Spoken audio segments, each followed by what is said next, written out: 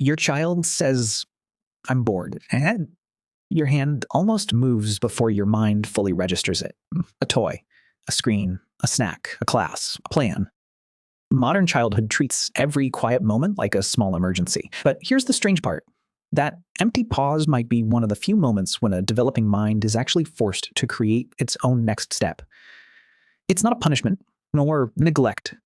100.2 seconds of absolute silence. Boredom is like an unmarked room. Nothing pressures the child, but nothing tells them what to do next. Hold on to that thought for a moment, because the complaint itself doesn't tell the full story. That empty room might be doing important work before anyone notices. Adults think they're filling time. In fact, they might be removing the first test. The obvious conclusion seems simple. If boredom keeps appearing, the child must need better activities, firmer limits, or a busier schedule. Add a project, remove the device, offer a snack.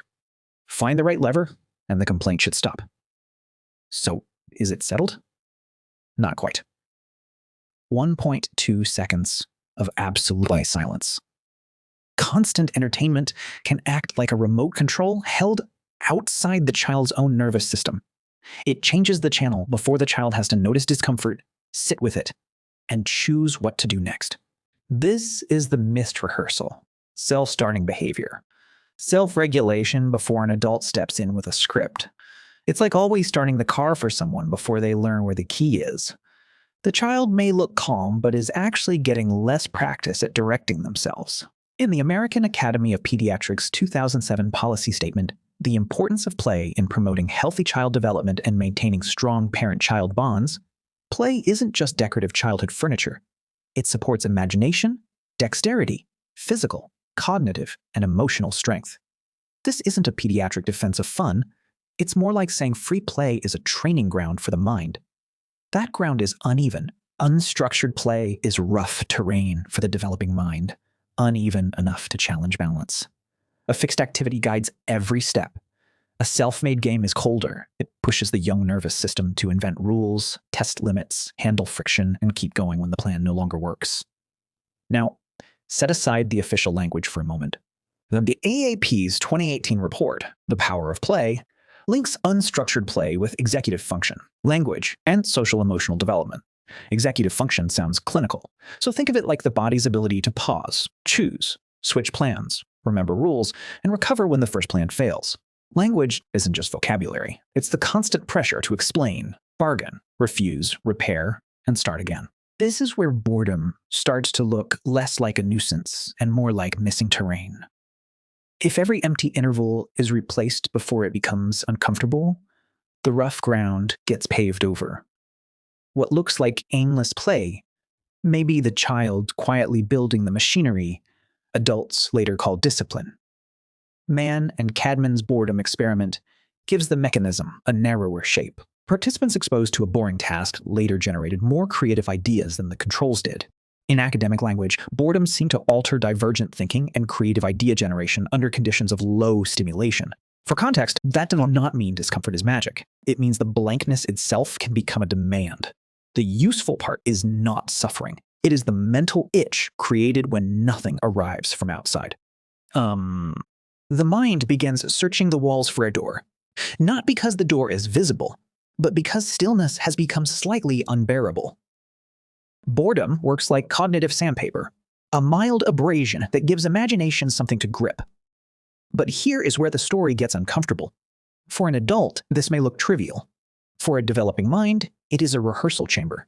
A bored child who builds a fort, invents a rule, rearranges cushions, or negotiates a pretend world is not merely passing time. They are converting friction into a self-generated plan. The empty interval presses against them, and instead of waiting for the next instruction, they produce one. This is the main reversal. Boredom does not build the mind because it is pleasant. It builds pressure, but because it is unfinished. It pushes passive consumption toward active generation, one small invented move at a time. So, the question is not whether a child should be left in distress. The question is colder than that. If every itch is scratched from the outside, the child never has to discover their own hand. Peter Gray's review on the decline of free play gives this problem its larger shape. The issue is not simply that entertainment became easier to reach. It is that childhood became more adult-directed, more supervised, and more mentally crowded until the old empty spaces began to disappear. Modern childhood can resemble a room packed wall-to-wall with instructions, leaving no blank floor where a child can draw a rule of their own. There is content to consume, practice to attend, homework to finish, enrichment to optimize, and supervision to keep the whole machine clean. None of this is evil. That is what makes the mechanism harder to see. Pause here. This is not a sermon about better parenting. The broader play literature links self-directed activity to inhibitory control, problem-solving, negotiation, turn-taking, and rule maintenance. And inhibitory control is not a laboratory ornament. It is the moment a child wants to grab, but waits, wants to quit, but renegotiates, wants the game to be easy, but keeps the rule anyway, because the rule is what holds the world together. That is the quiet architecture inside free play. A child has to decide what counts, what breaks the agreement, what happens when another person refuses the script, and what to do when the game turns boring but isn't finished yet. These aren't decorations around development. They are the small collisions through which self-regulation gets practiced, and this is where the mismatch forms. 1.2 seconds of absolute silence. A modern child may have more content, more protection, more scheduled improvement, and far fewer intervals where no one is supplying the next move. The complaint gets solved. The training condition gets removed. Civilization has become very good at removing the small emptiness that once trained inner movement. No blame is needed here, only the cost of a missing condition. The loss is quieter than rebellion. It is the disappearance of the pause before initiative. 1.5 seconds of absolute silence. And this brings us back to the sentence adults try to erase. I'm bored. After the evidence, it is no longer a small complaint. The AAP statements treated play as developmental infrastructure, not decoration, because it supports imagination, body control, cognition, emotion, language, executive function, and social growth.